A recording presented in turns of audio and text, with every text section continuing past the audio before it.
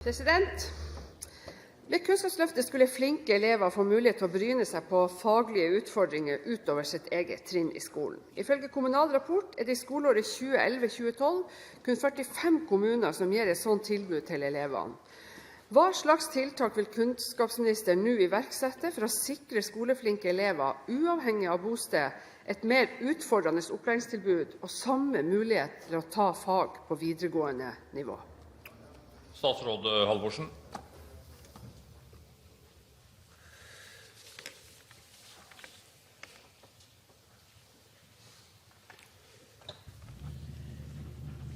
Det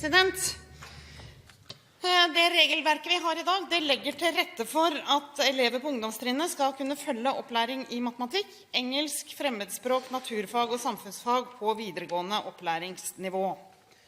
Og dette var også fremhevet særlig i ungdomstrinnsmeldingen, fordi der påpekte vi at elever som ønsker å få større utfordringer i fag, skal kunne bruke den tiden som avsatt av og til de nye valgfagene, til blant annet å ta fag fra videregående opplæring. Og jeg vil på den måten legge bedre til rette for at skolene skal kunne tilby dette til elever som ønsker å ha mer å strekke seg etter.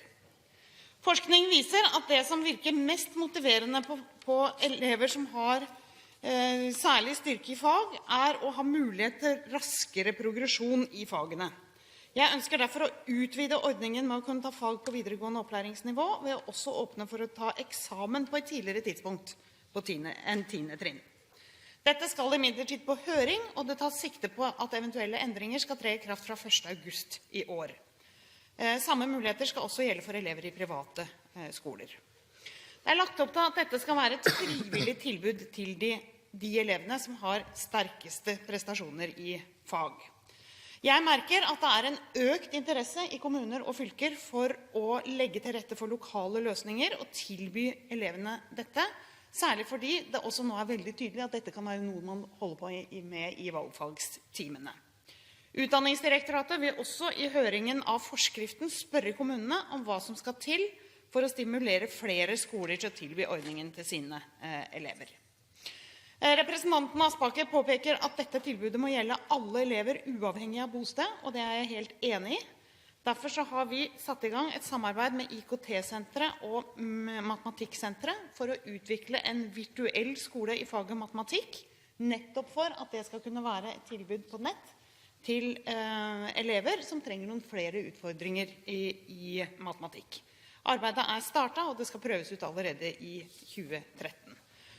Hvis vi får interessante erfaringer fra dette, så dette en mulig måte å sikre at de elevene som går på ungdomsskoler som ikke ligger tett på videregående skoler, og som dermed enkelt kan følge undervisning eller opplegg der, kan få det mer skreddersydd i forhold til det utgangspunktet de selv har. Tilleggsspørsmål, Aspaker. Ja, jeg takker statsråden for svaret, men jeg veldig bekymret. Hvis vi tar utgangspunkt at vi har 60 000 elever i et årskull, så har vi 180 000 på ungdomstrinnet, og av de så det altså i underkant av 1000. Altså i underkant av 1000 av 180 000 får nå et sånt tilbud. I Oslo og Akershus det 668 av de 956. Altså øvrige fylker har mindre enn 42, og 4 fylker har mindre enn 5 elever som får et sånt tilbud. Det tyder på at enten tar man ikke det ansvaret man har ute, eller så departementet alt for lite hands-on. Da vi behandlet ungdomsskolemeldingen i Stortinget, så foreslo Høyre at man for flinke elever skulle ha en samme presisering i opplæringsloven som man har for svake elever når det gjelder spesialundervisning, at man skulle ha en rett til, og at man skulle finne en løsning for finansiering når det gjelder denne elevgruppa. Ser ikke statsråden at det mange uavklarte spørsmål her som kan gjøre at man ikke får det til de aller fleste kommunene i landet? Statsråd Halvorsen. Det derfor vi spør i høringsrunden også om hva slags synspunkter høringsinstansene har for at vi skal kunne lykkes i at flere elever får det tilbudet. Det som en utfordring når vi skal tilrettelegge på denne måten, det at Norge ser ganske forskjellig ut. Det klart i Oslo-området, hvor det kort vei mellom ungdomsskoler og videregående skoler, det mye som ligger til rette for at man kan komme i gang med den typen arbeid raskt. Sånn vil det også være i mange andre større byer, men jeg også opptatt av elever som bor i mer grisgrendte strøk, skal ha muligheten for å få den typen tilbud. Og derfor nettopp nettbaserte løsninger interessant i den sammenhengen. Jeg er helt enig i at under 1000 elever på landsbasis, det er for lavt i forhold til dette. Men det vi vil først og fremst tenke på i målgruppa for disse elevene, det er de som kommer på 9. og 10. trinn, og som trenger flere faglige utfordringer. Jeg merker allerede at det er mye større interesse for dette rundt omkring på ungdomsskolene og i fylkene, om å få et godt samarbeid, og jeg regner med at dette kommer til å utvides. Tilleggsspørsmål, Aspaker. Ja, jeg konstaterer at rett nok har vi hatt ungdomsskolemeldingen nettopp, men denne rettigheten til flinke elever, den kom med Kunnskapsløftet. Og nå står det en kunnskapsminister fra SV, som representerer en regjering som har hatt ansvaret for innføring av Kunnskapsløftet fra 2006.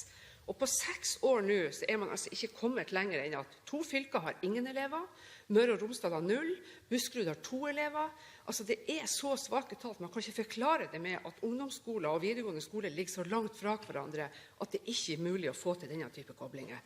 Så min utfordring til statsråden er at hvis man virkelig mener alvor med at fellesskolen er det som på en måte elevene skal trakte etter i Norge, hvis man mener alvor med at vi skal ha et likeverdig opplæringstilbud, hvor flinke elever skal ha akkurat samme rett til tilpasset opplæring som svake elever som via sine spesialrettigheter når det gjelder spesialundervisning i opplæringsloven, ser ikke statsråden at opplæringsloven i dag har store svakheter når flinke elever ikke har noe lovmessig grunnlag som gir dem mulighet til å få oppfylt sin likeverdige opplæring? Statsråd Halvorsen. Det er jo ikke spesialundervisning vi snakker om i denne sammenhengen. Og jeg har stor tro på at kommuner og fylker ser den problemstillingen, og at de blir stadig bedre kjent med at de, både i forhold til det regelverket som er, og i forhold til det tilbudet de nå skal gi til elever på ungdomsskolen videre fremover, det kommer til å legge seg i selen for å utvikle dette tilbudet. Jeg deler den utålmodigheten som representanten Aspaker har i forhold til at vi skal lykkes bedre på det området. Men jeg er helt sikker på at oppmerksomheten nå rundt omkring i Skole-Norge og i kommuner og fylker er mye større på dette området enn tidligere. Og jeg har lyst til å understreke at dette gjelder jo også elever på videregående trinn, som vi ønsker skal få muligheten til for eksempel å følge fag på en høyskole eller et universitet. Nettopp fordi vi vet at progresjon, altså kunne gå videre faglig sett med flere utfordringer, det er det som holder motivasjonen oppe for disse elevene. Og motivasjon, og det er nettopp hovedtema for hele ungdomstrinnet.